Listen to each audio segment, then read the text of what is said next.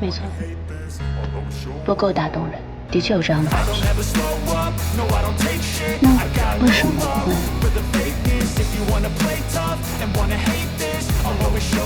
我觉得模特演绎的不错，所以为什么还是不能打动你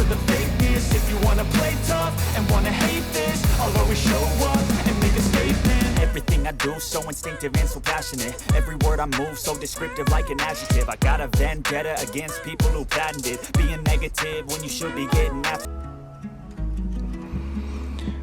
你是对这个 T 台秀不够满意，还是对你自己不够有信心？当然没有，我对自己很有信心，我对严一方更有信心。我们在这么短的时间里面，把灯光、舞美、音乐、模特、调性调整到了最好，所以现在的一切我都很满意。但我今天看了整个彩排的流程，在画面里面，服装很美，置景很美，一切都很好，但我总觉得少点什么，就像他们之间没有交流。你说的不够打动人。你说的交流应该指情感上吧？对，我就是想让观众和评委能够在我们这一组的作品里，除了服饰的精致以外，还能感受到背后的故事。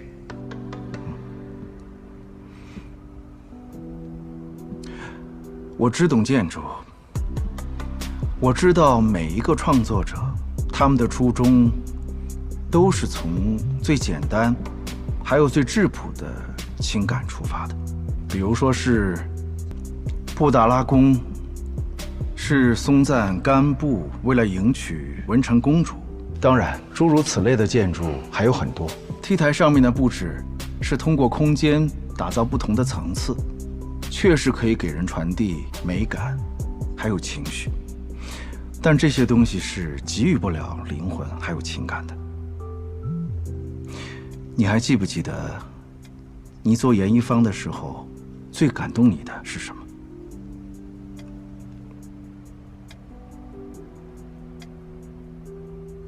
我记得之前瑶瑶说过，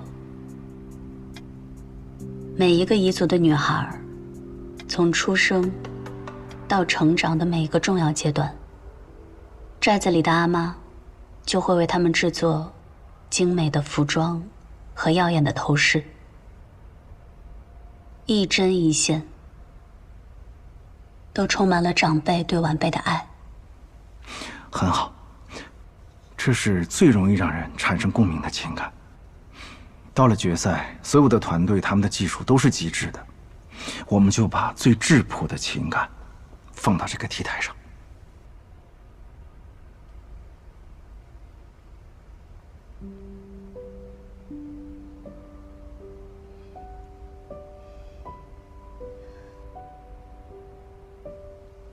姥姥把手艺传给妈妈，妈妈再传给女儿，是传承，也是孕育，是一条一条血脉的纽带。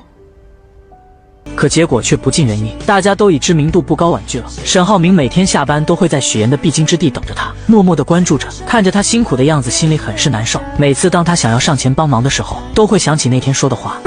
家人决定了要离婚，之后彼此就做陌生人了。就在沈浩明内心挣扎纠结的时候，乔林出现了。你在这儿干嘛呢？我来看一下妍妍。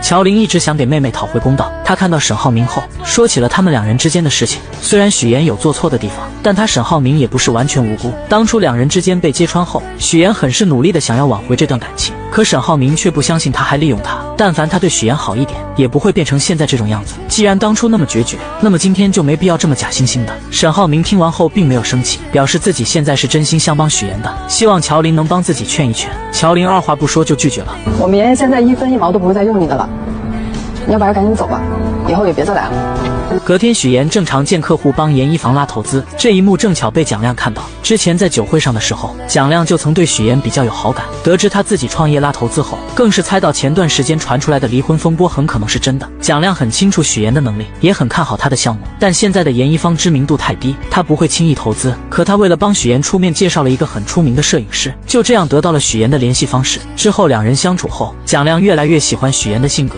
更是给他的严一房进行投资。另一边，沈浩明准备和巴莱金合作，通过多方打探，发现巴莱金是个极其重视家庭的男人。他认为一个能够经营好家庭的、爱护和照顾好妻子的男人，才是一个有智慧、重承诺、值得信赖的合作伙伴。为了能谈下合作，沈浩明不得不厚着脸皮联系许岩寻求帮助。两人见面后，沈浩明依旧装作一副高高在上的模样，表示自己现在可以给许岩一个融资的好机会。许岩一下子就戳穿了他：是你遇到的困难比较大吧？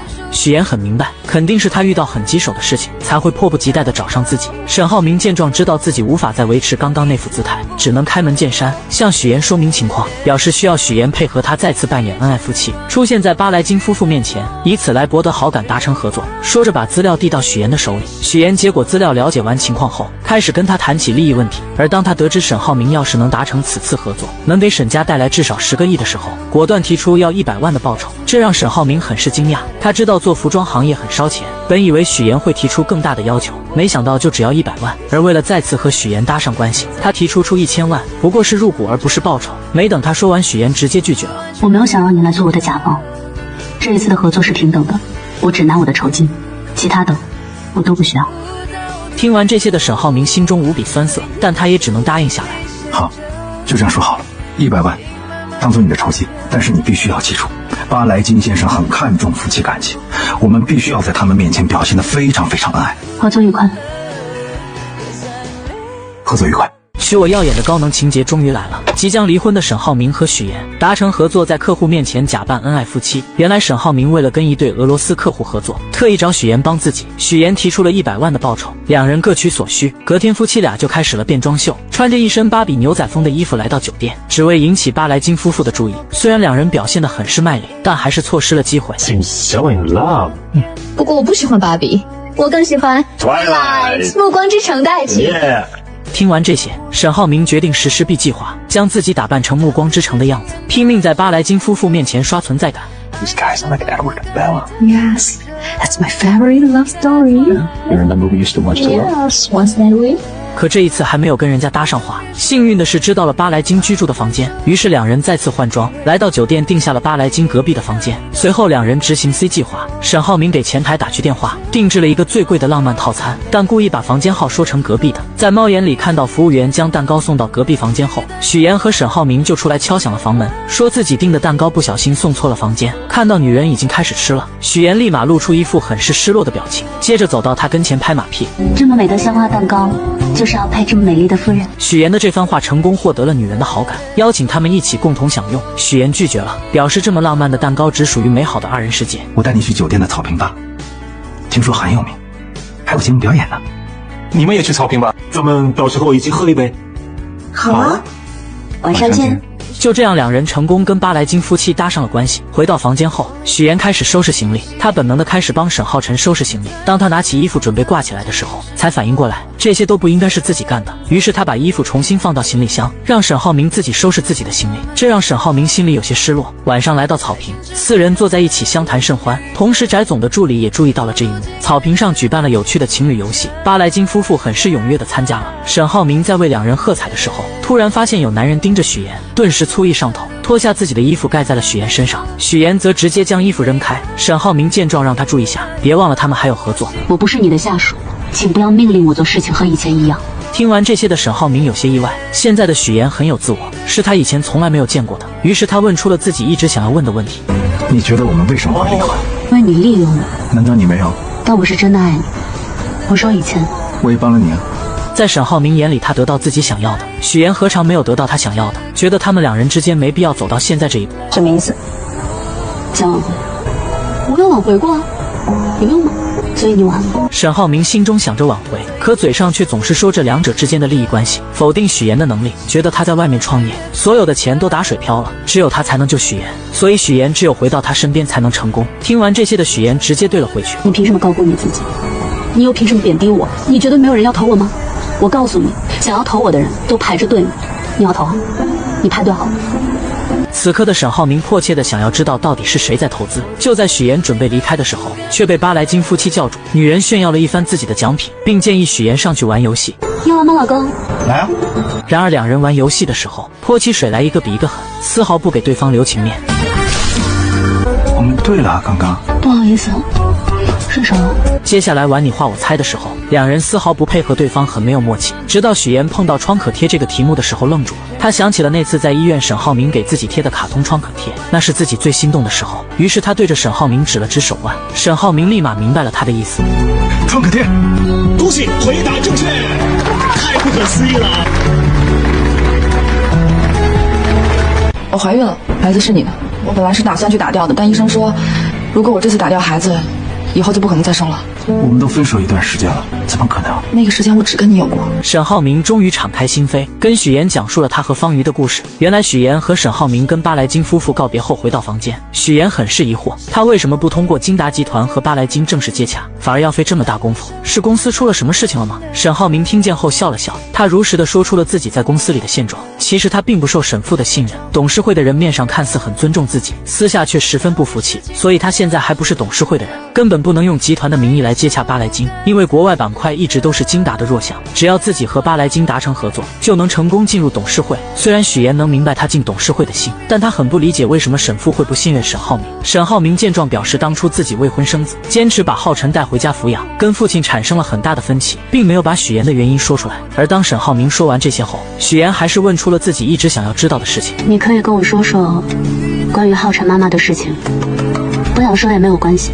沈浩明看了看许岩，说出了他和方瑜之间的事情。当初得知方瑜怀孕的时候，他们已经分手2个月了。记得那是个下雨天，他突然找上门说自己怀孕了，并表示如果打掉这个孩子，以后就不能生了，所以他选择生下来。而且这次过来并不是想让沈浩明负责，只是想让他知道这个事情。此时的沈浩明还小，整个人都是懵的，但他还是负起了自己该尽的责任，陪着方瑜生下了这个孩子。没过多久，方瑜因为潜水遇到洋流不幸去世，方磊便带着亲子鉴定将孩子交给了自己。之后他把浩辰带回了家，导致和父亲之间的关系越来越差。而为了不影响沈家的声誉，沈父更是对外宣布浩辰是他们的第二子。许岩听完后，让沈浩明试着理解一下沈父，因为他认为沈父做的事情都是为了沈浩明好。其实不管他们长得多大，在父母眼里始终都是小孩子，但是不放心不等于不在乎不重视。而且这么大一个公司，背后有那么多的眼睛盯着他，一丁点错误就会被无限放大。因此父亲对他的严格或许是一种保护。许岩的开导让沈浩明重新开始审视起了父亲，而直到今天他才发现许岩的宝贵，但自己却弄丢了他。谢谢你，我确实有必要来的。那去早点睡。两人在准备睡觉的时候，沈浩明真的很想搞清楚谁给许岩投钱了。他不停地举例着自己周边的人，许岩就是晾着他不说。我的事情你不要管，你也没有权利知道。不要老是问这样的问题，注意你自己的位置。晚安。就在两人聊天的时候，殊不知背后却有人盯着他们。翟总为扳倒沈家上位，特意派商业间谍来打探许岩和沈浩明有没有离婚，想让他拍下两人闹离婚的证据。怎料这个人却是个傻的，他拿着相机爬到树上，没想到却被树下的农药毒到掉了下去。不死心的他趁许岩和沈浩明出去，想要趁着客房服务混进去，没想到却一头撞到了门上。好不容易费了9牛2虎之力进去拍了照片，没想到准备离开的时候，许岩和沈浩明回来了。没办法的他只好躲在衣柜里。明天早上他们就离开了。但是我要提醒你，既然已经做了这么多的准备，那就要选一个恰当的时机，不要太着急的去谈生意上的事情。好的，谢谢你。你不用谢我，我们是按合同。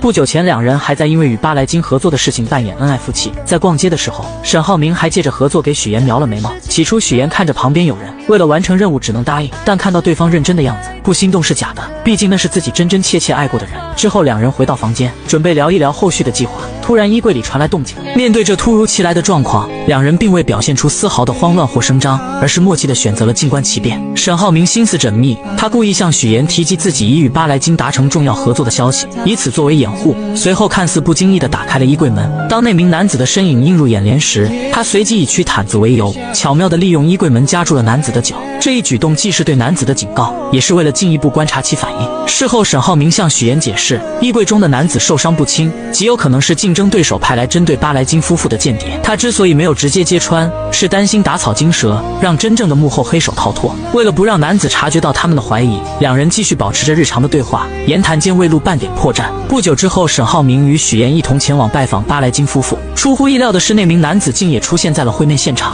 男子一见到沈浩明，便立刻换上了一副热情洋溢的面孔，主动与众人攀谈起来。他故意提起许妍与沈浩明最近传出的离婚风波，以及许妍辞职投身直播带货行业的决定。对于这些敏感话题，许妍早有准备。他从容不迫地解释道，自己辞职是为了创业，直播带货只是初步尝试，失败后他便转而创立了研一方。男子见话题未达预期效果，便又拿出了自己偷偷拍摄的照片。照片中许妍与沈浩明分床而睡，似乎印证了离婚的传言。面对这一证据，沈浩明不慌不忙地解释，昨晚他们玩了一个泼水游戏，由于配合不够默契，两人互相泼水，结果闹了点小别扭，这才导致了分床而睡的情况。若要人不知，除非己莫为。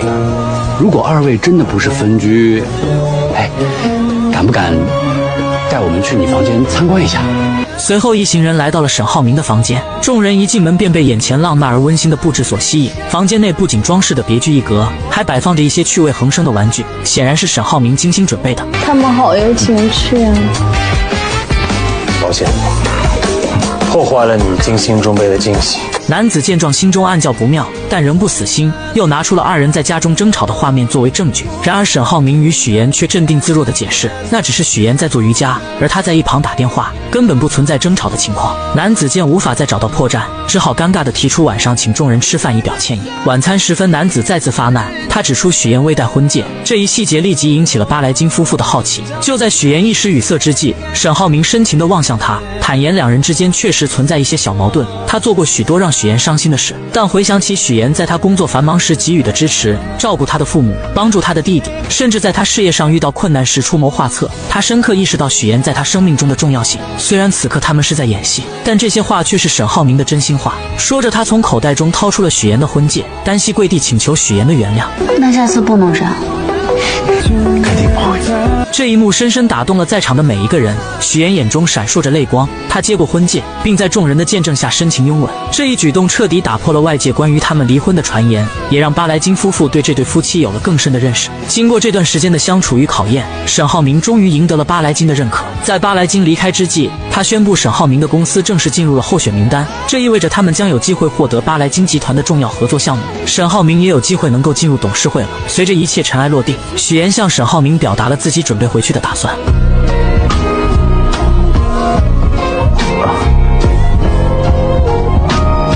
不好意思，这几天我习惯了。这个习惯可以改掉。哦，你这个大摇头，万年不变。这个西服，8093件套。怎么了？你是床上用品吗？还有眼镜啊？你近视吗？你每天戴着干什么？装什么？装什么老千锋？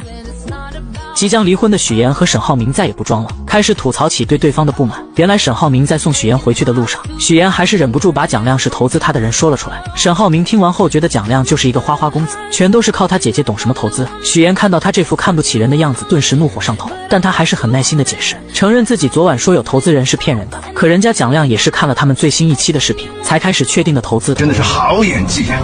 真不知道还有什么事情骗着我呢啊！听完这话的许妍破罐子破摔，直接将以前欺骗沈浩明的事情全部都说了出来。第一次去金达采访的时候，发烧是真的，但晕倒是装的。沈浩明听完后更是不甘示弱的表示，在医院给许妍贴的创可贴是陈秘书买的，只是看到他感动的一塌糊涂，就没有吭声。这番话彻底伤到了许妍的心，毕竟那是他第一次对沈浩明动心。怎料沈浩明乘胜追击，指责许妍给他挑的每一件衣服，没有一件是他满意的，颜色、品质、品味都很差。许妍听完后彻底破防，他气急败坏下让沈浩明反思一下自己是不是长得老成，眼光又跟不上时代，整天不是梳个大油头，就是穿得像个卖保险的，永远都是西装半永久3件套。是床上用品吗？还有眼镜啊？你近视吗？你每天戴着干什么？装什么？装什么老千锋？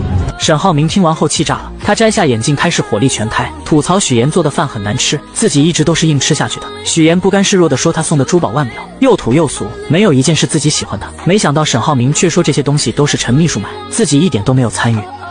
无所谓，无所谓，真的无所谓。反正男人送的礼物都差不多，我习惯了。跟我谈之前，你到底有几个？我跟你说过几个？你跟我说只有我一个？对，就你一个，还差个0。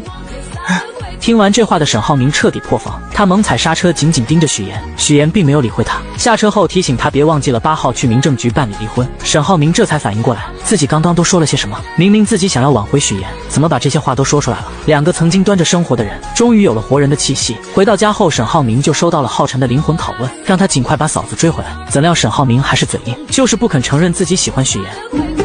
我送你一个成语，口是心非。嫂子肯定还在生你的气，你有没有给人家好好赔礼道歉啊？接着浩辰开始阐述自己的观念，男生被女生拒绝是没关系的，就算被拒绝100次也要把喜欢的女生给追回来，这么简单的道理，沈浩明怎么会不明白？可他就是不明白自己为什么见到许妍总会说一些违心的话。他独自坐在楼梯上纠结了许久，给许妍发去消息，想要借8来金的名义再次约见许妍，可许妍的回复简短又无情。怎么追回来？难道还要跟他吵架？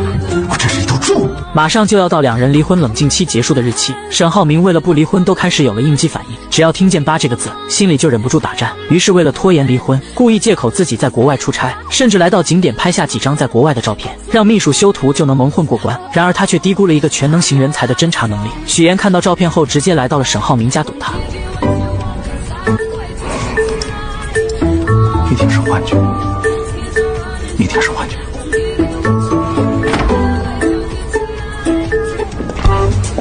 你不是在俄罗斯吗？为了不和许妍办理离婚，沈浩明可真是用尽了手段。他先是谎称自己去国外出差被许妍戳穿，接着又是装病，来到医院将全身都检查了一遍，来拖延去民政局的时间。我建议要先从头开始查，先从耳鼻喉眼科开始。行。随后许妍陪着沈浩明在各个检查室里来回穿梭，而沈浩明为了拖延时间，更是磨磨蹭蹭，一直到最后的检查项目，沈浩明在厕所整整待了半个小时，还是许妍实在忍不住上去将他叫了出来。现在4点55了，5点半就下班了，来不及了。来感觉了，来感觉了，憋着，离完婚再闹。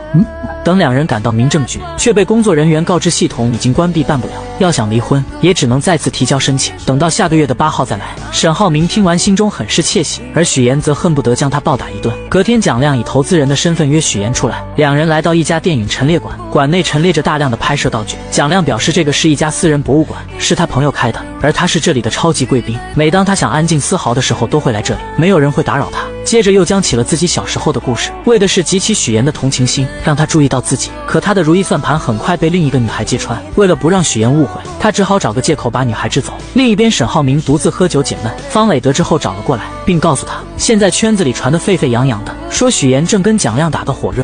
他着急找下家呀。许妍是我爱人，管住你的嘴。你还护着他，他就是把你当成一个有钱的冤大头，你还护着他。沈浩明，你真的应该好好看看他有没有给你戴过绿帽子，还是说绿帽子你早就戴习惯了？方磊本想着刺激一下沈浩明，没想到人家连看都不看他一眼，恼羞成怒下直接拿起酒杯泼了过去。你打我呀！你怎么不打我呢？你打我呀！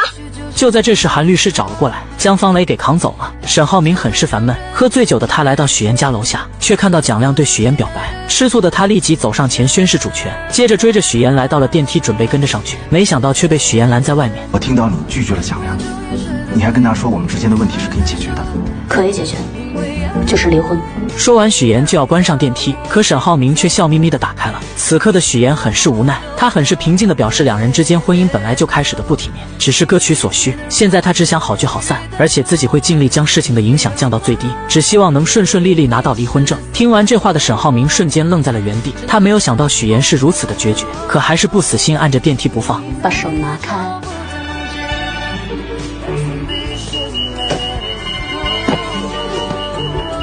不要占公共资源。回到家后，许妍回忆起两人之间的点点滴滴，心里很不是滋味，只能靠喝酒来缓解情绪。另一边的方磊也在借酒消愁。突然，韩卫平出现在他面前。韩卫平看着方磊失魂落魄的样子，心中有些不忍，便夺过他的酒杯，语重心长地开始劝解他，让学会3次爱别人7次爱自己，在感情里要做一个清醒独立的女人，为自己而活。可此时的方磊早已陷入了对沈浩明的执念中无法自拔，认定自己只爱沈浩明一个人。就在这时，韩卫平突然靠近他并吻了上去，两人就这样半推半就发生了关系。事后两人坐在窗边，韩卫平看着方磊，心疼他这么多年来一直追着沈浩明，可人家却娶了别人，看都不看他一眼。如果有机会搞垮他，你感兴趣吗？你为什么会说出这种话？因为你隔天，韩卫平来到公司，以见沈浩明为借口，从陈秘书手中顺利拿到了公司战略合作计划。随后来到楼梯间，迅速拍下了照片。那么他这么做的目的到底是什么？不久前，沈浩辰为了哥哥嫂子的复合，真是煞费苦心。他以下半年参加马术比赛为由，让教练联系嫂子过来商量，自己则赶忙向哥哥报信，让他赶紧过来。就这样成功将两人聚到了一起。而为了给两人创造独处的空间，更是借口拿果汁火速开溜。可屋内尴尬的气氛让许妍有些不知所措，于是他谎称自己还有工作，转身离开。沈浩明不知道该以什么借口留下他，只能任由许妍离开。等浩辰端着果汁回来，没有看到嫂子，立刻指责哥哥浪费了自己好不容易争取到的机会。我真的是要被你气死了！就连我们小朋友都知道，做了错事就要改。您惹嫂子生气了，现在她不理你了，你不得主动出击啊？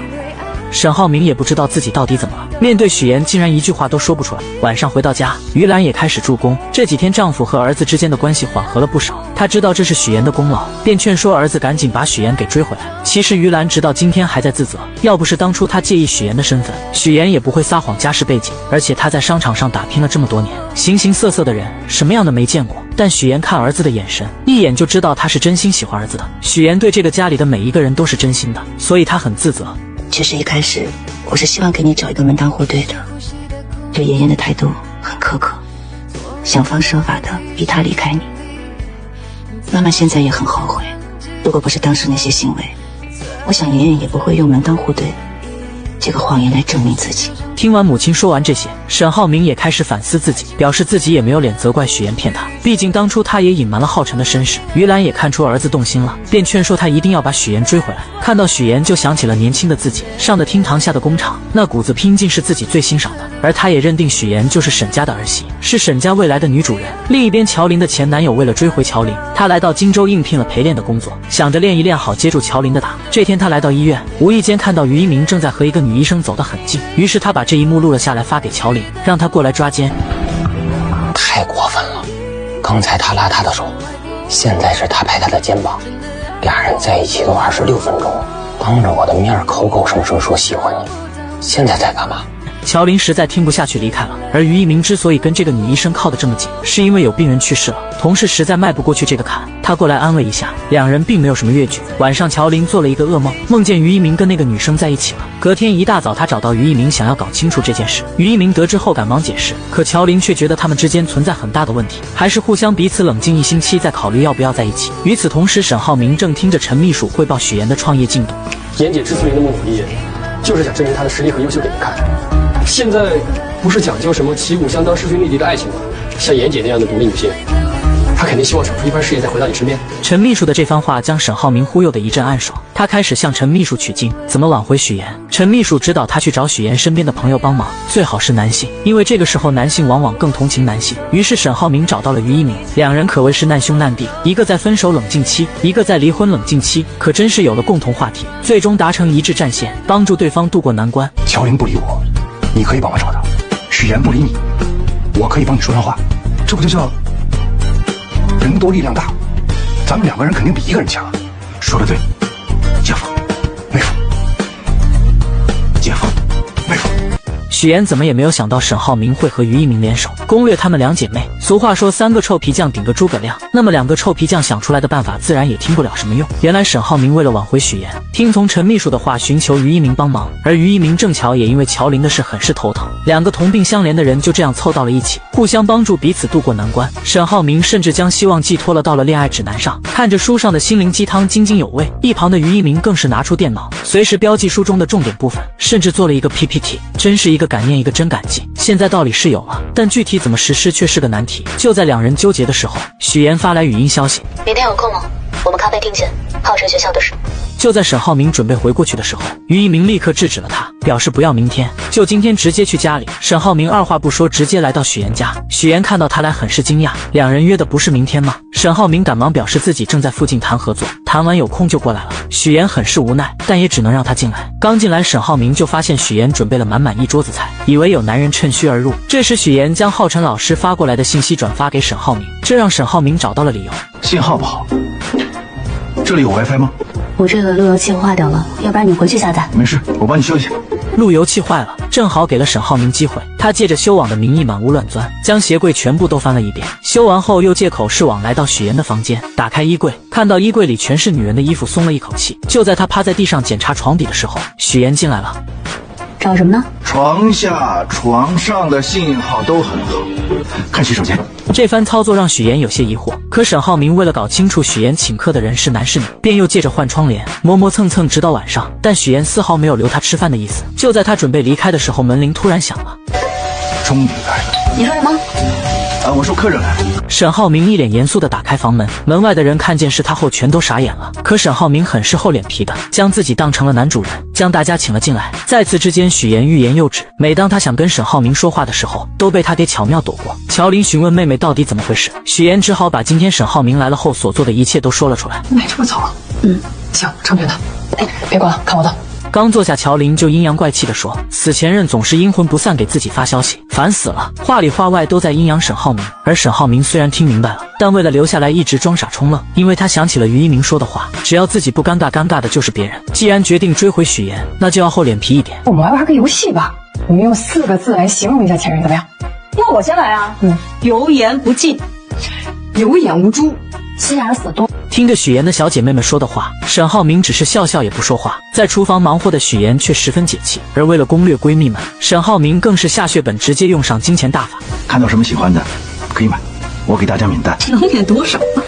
全部。这话一出，瑶瑶的眼睛都亮了。沈浩明接着诱惑，表示自己会让秘书跟着他们，只要看上了当场消费当场买单。这番操作很快就攻略了对面的2个小姐妹，两人都开始夸起了沈浩明。许妍实在听不下去，弄出动静试图唤醒两人，最后许妍还是下了逐客令，将沈浩明赶走了。隔天沈浩明再次找到于一鸣，于一鸣又给他出了个馊主意。沈浩明的执行能力很强，隔天便让陈秘书拿着他每天站在许妍楼下，在办公室望着窗外发呆，以及在工地里看着许妍照片夜不能寐的照片让许妍看。本以为这些能换来许妍的心疼，可万万没想到许妍接下来说的话让秘书无地自容。什么偷拍能怼得这么近？沈浩明也挺配合的呀，是坐在床上的吧？是啊。那你也在床上啊？你俩都在床上？别人接电话，有信号。别人接电话。谁啊？哎呦，没人叫你，我俩谁有人叫我？没谁。哎，好，这不是我家，是要掉头。不是你去哪儿了？万万没有想到沈浩明有一天也会变成这样。不久前，沈浩明为了挽回许妍，使用了各种办法，可他和于一鸣想尽了各种办法，都没有让许妍心动。这天他在看朋友圈的时候，无意间看到许妍发的在电影陈列馆打卡照片，下面有蒋亮的点赞，于是他点开了蒋亮的朋友圈，看到了那张跟许妍同样地址的照片，还有暧昧的话语，瞬间上头。隔天便找人将电影馆里的东西全部都买了下来，不给蒋亮留下任何美好的回忆。这个操作可把蒋亮给气炸了。就在这时，沈浩明打来电话，将蒋亮约到了咖啡厅。情敌见面分外眼红，蒋亮因为电影馆的事很是生气，上来就给了沈浩明一个下马威。他表示自己是许妍的合作伙伴，沈浩明就是有钱也接近不了许妍，不像自己作为投资人可以天天陪在许妍身边，许妍的每一步发展他都在场。然而沈浩明听完后并没有气急败坏，直接发下狠话，表示只要自己和许妍没有离婚，那他蒋亮就是第三者。我绝对不会放过第三者。沈浩明警告完蒋亮后就回到了公司，却突然收到巴莱金先生的文件。巴莱金表示在正式签约前还要再对沈浩明进行3个月的考察，在此期间不能出现任何风险和暴雷。您跟妍姐离婚这事儿能不能想办法再拖一拖？没办法的沈浩明只能找乔琳帮忙，可乔琳一直都站在妹妹这边，声称许妍的态度就是她的意思，她不会帮沈浩明。沈浩明见状很是真诚地表示自己已经试过了各种办法挽回许妍，上个月为了不离婚还想尽办法拖延，这是他从小到大第一次东躲西藏，也是第一次这么害怕失去一个人。他真的不想跟许妍离婚，可即使如此，乔琳也做不了妹妹的主，还是没有帮沈浩明。而看到乔琳不愿帮忙，沈浩明只能先完成于一鸣的嘱托。他告诉乔琳最近于一鸣的状态很不好，天天菜饭不思，一心想着怎么才能让他消消气。怎么会跟他在一起啊？同病相怜嘛。我是真没想到你能跟于宁待在一块儿啊！像那个倒数第一跟倒数第二互相帮忙，你也是真没辙了呀。最终乔琳还是心软了，透透露许妍明天会在公司假扮，但蒋亮也会在。沈浩明听完后整个人都不好，隔天买好甜品来到了公司，之后便赖着不走，盯着两人不让他俩有任何的亲密接触，甚至在蒋亮发表自己的观点时，上前直接反驳了他的观念。在经营公司上，沈浩明比蒋亮强的不止一点。蒋亮在商界一直都是个花花公子，靠着他姐姐一步一步走到今天，所以他的有些观念还是不如沈浩明。此刻的许妍也没有闹脾气，而是专心听着沈浩明传授的经商之道。最后一个建议，将来无论是我、蒋总，或者是更高阶的人给到你建议，你可以监听，但是千万不要尽信。最终的决策是自己的判断力。我知道了。知道就好。看到许妍认真听取了自己的建议，沈浩明很是得意地坐在沙发上，还给了蒋亮投去了一个挑衅的眼神。许妍走后，两人之间的火药味十足。晚上，于一鸣再次找到乔琳，这次的他准备很是充分，买了许多彩妆送给乔琳，还做了攻略，一一跟乔琳介绍化妆品的用处和适合她的口红。乔琳听着他的介绍很是惊讶，没想到于一鸣会去了解这些。因为你喜欢，这样以后我们就有更多的共同话题，你不会嫌弃我。这番话彻底感动了乔琳，两人终于化解了之前的矛盾，在一起了。日子看似平静，背地里却暗流涌动。沈家的对手翟总为了不让巴莱金和沈浩明合作，派商业间谍调查沈浩明和许妍离婚或者感情破裂的证据。三番五次的失败后，将所有的希望放到了沈浩明的律师韩卫东身上。不管你用什么方法，方雷也好，你在律师圈的人脉也好，3个月之内必须拿到他们离婚或者感情破裂的证据。记住，千万不要让你干爹失望。如果这2条路都行不通，严一方也是另一个办法。但许妍的研衣房在蒋亮的投资下越来越步入正轨，设计出了许多好看的款式。许妍忍不住将这些喜悦全部都分享给了姥姥，甚至还给姥姥做了几身衣服。姥姥，您仔细看啊，我们这衣服上面全都是纯手工的，您肯定懂，一针一线，这都是非遗文化。许妍与乔琳一同出现在姥姥面前，通过视频通话，将研一方精心制作的新款服饰逐一展示给屏幕那端的老人。许妍还特别提到自己亲手为姥姥设计缝制了一套专属服饰，这份心意让视频那头的姥姥笑得合不拢嘴，直称自己是研一方最忠实的满级铁粉。在一片欢声笑语中，姥姥带着满足的笑容结束了通话。然而挂断电话后的许妍心中却泛起了层层涟漪，她深知姥姥总是以笑容掩饰着对她的思念与牵挂，即便心中渴望相聚，也总是担心自己的到来会打扰到孩子们的工作与生活。这份深沉的爱让许妍更加坚定了要在荆州站稳脚跟，为姥姥创造一个温馨舒适的晚年生活环境的决心。命运似乎总爱在不经意间设置考验。正当许妍与团队紧锣密鼓地筹备着新一批成衣的入库工作时，一场突如其来的意外打乱了所有计划。送货车在前往仓库的途中突发故障，停在了半路上。面对即将到来的滞留金罚款和紧迫的时间限制，许妍迅速联系了冠冠，说明了当前的困境。冠冠虽即刻着手安排救援车辆，但修好故障货车至少还需3-4个小时，时间紧迫不容拖延。就在众人焦急等待之时，沈浩明意外地出现在了公司。沈总，这么慌张，是发生什么事了？妍姐出事儿了。她的车坏在半路上了。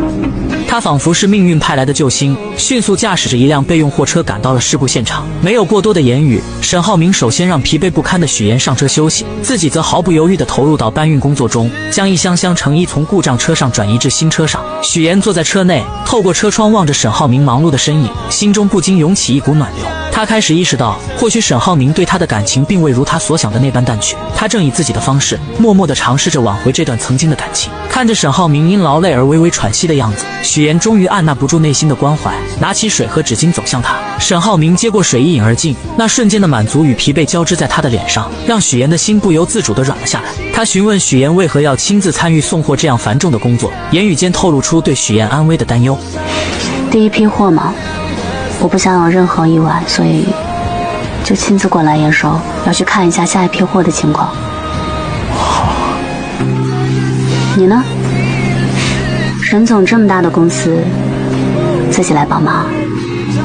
沈浩明解释到，自己是因为公司团建活动，本想联系陈琳了解情况，却迟迟得不到回应，这才决定亲自前来查看。他强调希望许妍不要因为他的帮助而感到有压力，但许妍的心中却有着自己的坚持。他告诉沈浩明，自己并不介意他的帮助，但更希望的是能够依靠自己的力量，过上自己想要的生活。沈浩明听着许妍的话，眼中闪过一丝复杂的情绪。他承认自己过去确实过于自负，没有充分认识到许妍的独立与坚强，也没有珍惜他给予的支持与帮助。此刻的他只希望望许妍能够不再那么辛苦，能够活得更加轻松自在。但许妍却微笑着摇了摇头，她说追求梦想的道路虽然艰辛，但每当看到自己的努力有所回报，那份满足感与幸福感是任何物质都无法替代的。谈话间，许妍也提到了沈浩明与蒋亮之间的矛盾。他虽然明白两人之间的恩怨，但作为严一方的股东之一，蒋亮提出的许多建议都极具价值，对公司的成长有着不可忽视的贡献。他希望沈浩明能够放下成见，以更加开放的心态去看待蒋亮，共同为公司的发展努力。随着最后一箱成衣被安全地搬上货车，两人一同坐进了驾驶室，踏上了前往仓库的旅程。长时间的劳累让沈浩明不禁靠在了许妍的肩上，车厢内只有轻微的呼吸声和窗外偶尔传来的车流声。许妍静静地坐着，感受着肩上传来的重量，心中五味杂陈。这一刻，他也终于意识到了沈浩明和他之间的感情似乎没有结束。很快，在众人的努力下，严一方的第一批成衣全部售空。严一方的第一批成衣全部售罄。严一方凭借卓越的质量与独具匠心的设计，迅速在市场上站稳了脚跟，用户反馈退货率极低，好评如潮。这不仅是对产品本身的认可，更是对严一方品牌信誉的肯定。许妍敏锐地捕捉到这一市场信号，决定乘胜追击，启动第二批预售计划。他有着更为宏大的蓝图，若第二次预售能取得预期成功，那么第三批预售便可尝试在线上铺开，同时增设生产线，提升产能，以满足日益增长的市场需求。此外，他还计划深化线上营销策略，为第二批衣服的推广做好充分准备，确保各环节无缝衔接。各位，现在我们全力的备战第二批成衣销售，各部门注意工作衔接，保持节奏。加油！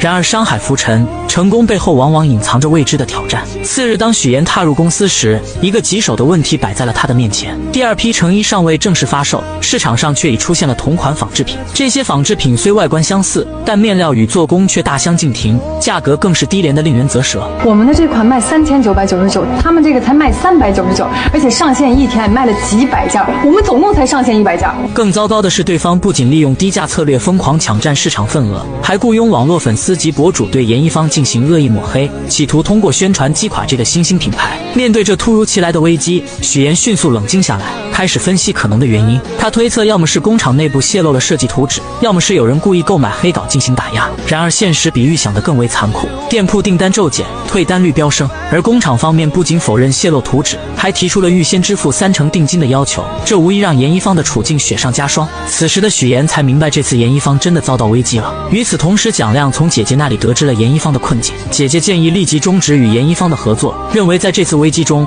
严一方很难全身而退，即便日后澄清，也难以恢复往日辉煌。但蒋亮却有自己的打算，他约许妍共进午餐，试图用自己方式给予她支持与鼓励。餐桌上，蒋亮耐心分析当前形势，表示愿意动用个人资源帮助严一方渡过难关，即便公司暂停资助，他也愿意自掏腰包。然而许妍却婉拒了蒋亮的好意，他深知蒋亮若在公司决策上与主流意见相悖，将会面临巨大的压力与非议。他更倾向于采纳沈浩明的建议，避免与资本过度绑定，保持品牌的独立性与自主性。蒋亮见状，只得承诺公司只是暂时暂停投资，待危机解除后，投资将会恢复，他本人也将继续担任投资人角色。但我觉得这件事情呢，也不是坏事，起码让我知道了我有一个这么好的投资人，有一个这样有情有义的朋友。回到公司后的许妍看到团队成员们士气低落，她深知此刻需要的是团结与信心，于是她组织了一场紧急会议，共同面对挑战。会上她做出了决定，首先对所有正规渠道购买的衣服实行全额退货退款，其次暂停与涉及抹黑行为的博主合作。随后她决定不再删除任何负面言论，而是选择正面回应，直面危机。同时许妍还宣布了第3批衣服的制作计划，强调此次必须严格保密设计细节，一旦设计完成，立即投入生产，以更快的速度回应市场需求。然而危机似乎并未就此止步，正当严一方全力应对网络言论时，物料供应商也找上门来，要求提前结清尾款，以防严一方因资金链断裂而无法履行合同。供应商态度坚决，表示这是为了降低自身风险。乔林试图以合同约定为由进行拖延。张经理，咱们也合作挺长时间的了，您今天闹这么一出，这说难听点可叫落井下石。既然您这样，那我也不客气的告诉你，钱你今天肯定拿不到，一切只能按照合同办事。你要是再这么继续闹下去，请你出去。刚才开会已经说过了，如果有任何问题的话，严一方愿意承担一切后果，所以您不用担心。许妍小姐，好久不见。让谁也没想到的是，那个曾处心积虑想要揭穿许岩和沈浩明关系的男人，竟又一次阴魂不散地找上了许岩。他一来便直入主题，谈起许岩目前深陷的种种困境，那副模样仿佛对许岩的处境了如指掌。此时许岩脑海中不由自主地浮现出蒋亮曾说过的话：很少有初创品牌能在短时间内被迅速推到风口浪尖，这背后大概率是有人在暗中操控。你这是在善意的提醒我，还是在警告我？可面对许岩隐晦的试探，男人却满脸无辜，坚决不承认有任何幕后操作，还一本正经地宣称自己是严一方的粉丝。然而话锋一转，他还是暴露了真实目的，直言自己关心的始终是金达公司和思拓公司谁能与巴莱金的公司达成合作。接着他又就是重提，强调之前在度假村的提议依旧有效，只要许岩愿意在公众面前宣称自己和沈浩明的关系破裂，他就能立刻帮许岩解决眼前的燃眉之急。2000万资金瞬间到账，许岩听后内心没有丝毫动摇，他毅然决然地拒绝了男人史蒂夫的交易。在他看来，这不过是自己人生道路上的一道小坎，他有信心凭借自己的能力跨过去。随后他礼貌而坚定地示意史蒂夫离开。这突如其来的交易让许岩倍感压力，然而环顾四周却找不到一个可以倾诉或求助的对象。这时他只想逃离现场，找个能释放工作压力的地方，但是他不知道去哪里。其实眼下这种情况，他可以把工作压力吐露到有温度的社交平台，像 SO 就很温暖，这里的人愿意花时间倾听他的经历，可以给他安慰和鼓励，而且瞬间广场上有很多感受相通的灵魂，有了他们的陪伴，许岩或许就没有那么难受了。想有人陪伴，我推荐 SO。然而命运似乎并不打算轻易放过许岩，一波未平一波又起。严一方刚遭遇外部危机，内部又出了大问题，财务总监突然提出离职，而且态度强硬，声称明天就要走人。许岩顿时慌了神，要知道公司所有的账款往来、供应商对接，可都是这位总监负责的，短时间内根本找不到合适的人来接替。无奈之下，许岩只能搬出合同条款，强调财务属于特殊岗位，必须提前1个月通知离职，以便做好工作交接。可财务总监却不为所动，两人因此在公司里发生了激烈的争执，气氛一度十分紧张。就在这时，林涛意外出现了，他深知财务岗位的重要性，一进来就严肃地指出，必须确保后续工作的连续性和稳定性，移交的材料也必须真实可靠。严总，希望你找一个有经验的人给我交接，否则啊，过时不候。巧了，本科财务专业，硕士金融专业，有会计证，惹到我算你踢到钢板上了。原来林涛原本打算回老家，但因为之前的一些事情，心里一直过意不去，想要当面向许岩道歉，于是便来到了这里。林涛不愧是从银行出来的专业人士，一接手财务工作就迅速进入了状态，有条不紊地处理着各项事务，一直忙碌到深夜。乔林看到林涛如此辛苦，特意送来泡面。林涛趁机向乔林透露了公司目前的严峻形势，账目上这个月资金只出不进，按照这个速度只能维持1个月了。第二天，许岩又迎来了新的挑战，上次来的材料供应商，这次竟然带着物流和生产商一同前来。三人一见面就气势汹汹地提出，第3批订单的定金必须提高1成。尽管此时公司账户上资金紧张，但为了维持合作关系，许岩不得不勉强同意。可这三人得寸进尺，紧接着又要求许岩结清第2批的尾款。面对三人的步步紧逼、咄咄逼人，许岩没有丝毫退缩和畏惧。没问题，但我也有一个要求，一旦你们收到了款项，严一方将永远跟你们停止合作。我知道现在外面传了很多不好的事情，对严一方伤害很大，但那都是故意的抹黑造谣，风波总是会过去的。许岩再次向3位合作伙伴重申了严一方对产品质量的把控，他语气坚定表明，若款项立刻结清，双方的合作将即刻终止，并给予对方1分钟的考虑时间。正当气氛紧绷至极点，沈浩明意外地引领着巴莱金的夫人步入会场。原来夫人这次是作为莫斯科代表参与中俄文化交流访问团而来，他对严一方早有耳闻，于是这次特意前来参观。得知许岩正与合作伙伴进行关键谈判，巴莱金夫人表达了她的愿景，希望严一方能迈向国际舞台，并主动提出可以提供助力。他透露自己即将出席一场规格极高的国际晚宴，希望能穿着严一方的服饰亮相。许岩见状，礼貌地邀请夫人暂离谈判现场，由他亲自陪同挑选服装，而沈浩明则接手了与3位合作商的对话。面对沈浩明，3位合作商的气焰明显收敛，他们注意到新到的俄罗斯地产界重量级人物的夫人，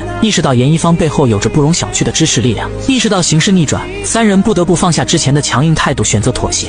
我今天呀，给您下一保证啊，以后徐总的事儿就是我们的事儿，多放心。谢谢。另一边，许岩细心地为巴莱金夫人挑选着礼服，每一件都力求完美匹配夫人的气质与晚宴的庄重。夫人对许岩的品味赞不绝口，同时关切地询问起严一方当前面临的挑战。许岩虽不愿多谈困境，夫人却已从旁侧了解到一些情况，她鼓励许岩坚持下去。回忆起在度假村时许岩对事业的执着与热爱，坚信这些困难不过是暂时的风浪，无法动摇许岩的决心。我会尽我所能渡过难关的。我也会穿着你的衣服走遍全世界的。夫人还透露，巴莱金正在对沈浩明的公司进行为期3个月的考察，期间不容有任何重大事务。许岩听后邀请夫人在考察期间常来严一方做客，享受一段轻松时光。夫人欣然应允，两人随后便继续沉浸在试衣的乐趣中。随着许岩与沈浩明一同将夫人送别之后，许岩对沈浩明今日的鼎力相助表示由衷的感谢，沈浩明则借机表达了自己的心意。他知道许岩独立坚强，不愿轻易接受帮助，但是还是希望许岩不要拒绝自己的好意。说着，他展示了手机上的信息：青蓝杯服装设计大赛的报名。这是一个极具影响力的赛事，若严一方能在其中脱颖而出，不仅能证明自身的实力，还能有效回应外界的质疑。沈浩明已悄然为严一方报名，这份默默的支持让许岩心中涌起一股暖流。他意识到与沈浩明之间的联系似乎正悄然加深。回到严一方后，许岩立即着手规划，决定将团队分为2队，一队专注于第2批成衣的生产，另一队则由瑶瑶带领全力备战青蓝杯。瑶瑶决定采用纯手工面料，结合精湛的苏绣技艺，力求每一件作品都达到极致的精美，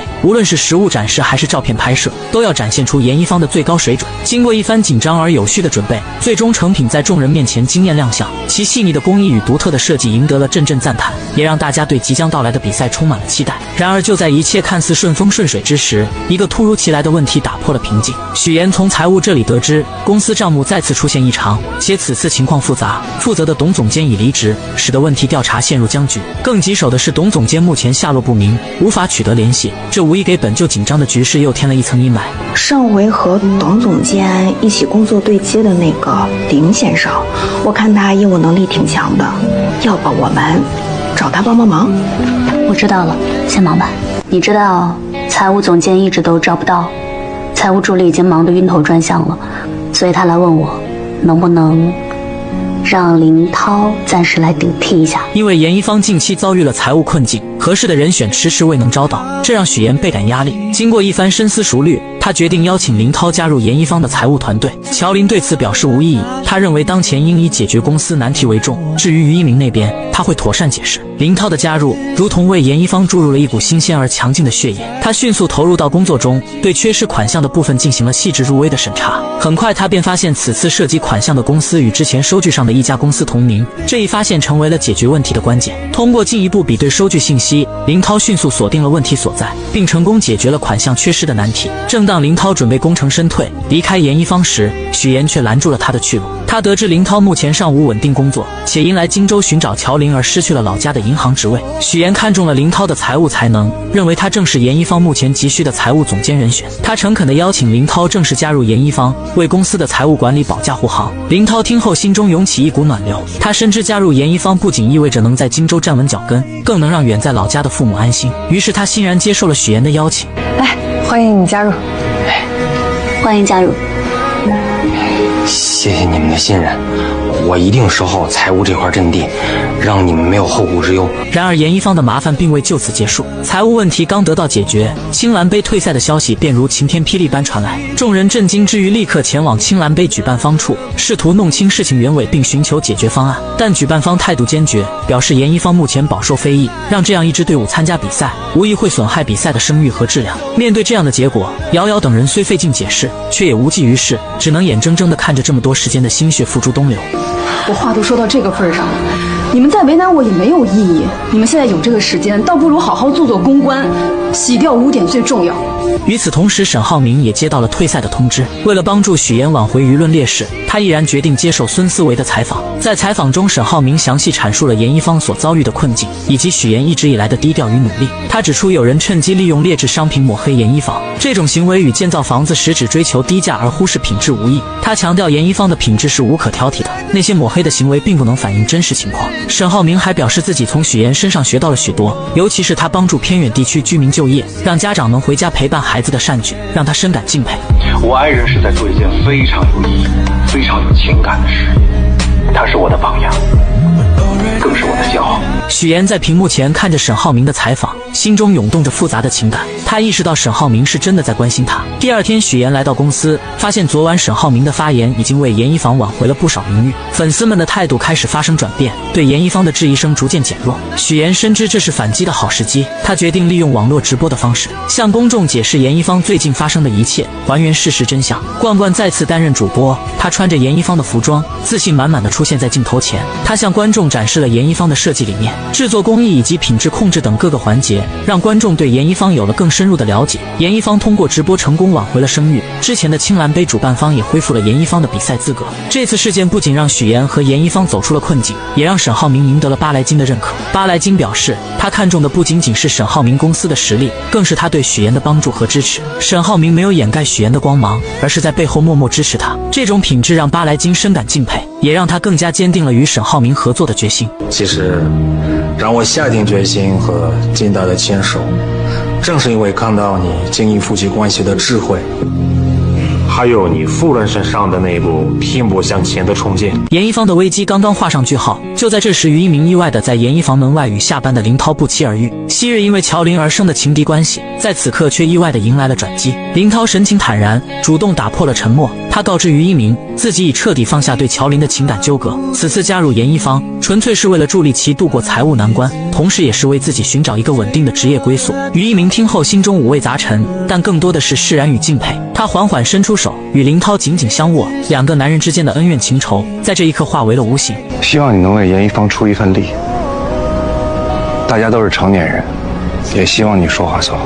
恰在此时，乔林从严一方内走出，目睹了这一幕，他心中涌动着感激之情。对于一鸣和林涛能够化解矛盾，他深感欣慰。于一鸣见状，轻声对乔林说，他之所以这么做，是希望他能无忧无虑，不受任何负担的困扰。随着青蓝杯比赛的临近，严一方上下进入了紧张的备战状态。终于，他们的努力得到了回报。严一方凭借着独特的设计理念和精湛的工艺，成功跻身总决赛之列。然而，就在众人沉浸在喜悦之中时，许岩却陷入了深深的思考。他凝视着即将呈现给观众的舞台布置和模特展示，心中总有一种难以言喻的缺失感。尽管一切看似完美无缺，但他总觉得少了些什么，那份能够触动人心、引发共鸣的情感元素。面对即将到来的总决赛，许岩感到前所未有的压力。他环顾四周，也没有人能够帮助他。这时他只想逃离现场，找个能释放压力的地方，但是他不知道去哪里。其实眼下这种情况，他可以把压力吐露到有温度的社交平台，像搜就很温暖，这里的人愿意花时间倾听他的经历，可以给他安慰和鼓励，而且瞬间广场上有很多感受相通的灵魂，有了他们的陪伴，许岩或许就没有那么难受了。想有人陪伴，我推荐搜。正当许岩陷入沉思之际，沈浩明的出现照亮了他前行的道路。所以为什么还是不能打动你？他总能洞察许岩的心思，一句简单的话语便说出了许岩心中的隐忧。许岩坦言自己对目前的准备工作十分满意，但总觉得缺少了与观众之间的情感交流，无法真正打动人心。他渴望在服装之外传递出更多的情感与温度。沈浩明虽对服装设计一窍不通，但他却以独特的视角为许岩提供了启示。他认为每一个创作者的初衷都是质朴而纯粹的，或许严一方的舞台与模特展示未能充分传达出许岩想要表达的情绪，但这些东西是给予不了灵魂还有情感的。你还记不记得你做严一方的时候，最感动你的是什么？这时许岩想起了瑶瑶曾提及的彝族服饰，那些承载着母爱与传承的衣物，每一件都蕴含着母亲对女儿的深情厚谊。他恍然大悟，原来彝族服饰的精髓在于那份无私的母爱与代代相传的温情。于是他果断决定更改方案，将母爱传承作为总决赛的主题。第二天，当许岩带着全新的设计理念走上舞台时，他彻底征服了在场的所有评委。母爱传承的主题不仅展现了服装的美感，更触动了人们内心深处最柔软的部分。严一房因此荣获了最具商业价值奖，口碑逆转，再次赢得了市场的认可与尊重。晚上众人欢聚一堂，共同庆祝这一来之不易的胜利。其实这一路走来真的挺不容易的，有多难我们自己心里很清楚，所以严一方能到今天，荣耀是属于在座的每一个人。许岩在致辞中感谢了每一位团队成员的付出与努力，但特别想要感谢的一个人却让他陷入了短暂的犹豫。当所有人都以为他会感谢沈浩明时，他却出人意料地提到了蒋亮。原来从严一方初创到如今的名声大噪，蒋亮一直在背后默默支持与帮助，这份情谊让许岩铭记于心。然而之后蒋亮却准备为许岩介绍一位西班牙设计师，他还在一旁细心地指导许岩如何用西班牙语打招呼。这份突如其来的关心让沈浩明心中醋意大发，他他看着蒋亮与许岩亲密无间的样子，心中五味杂陈，一股难以言喻的情绪在胸中翻腾。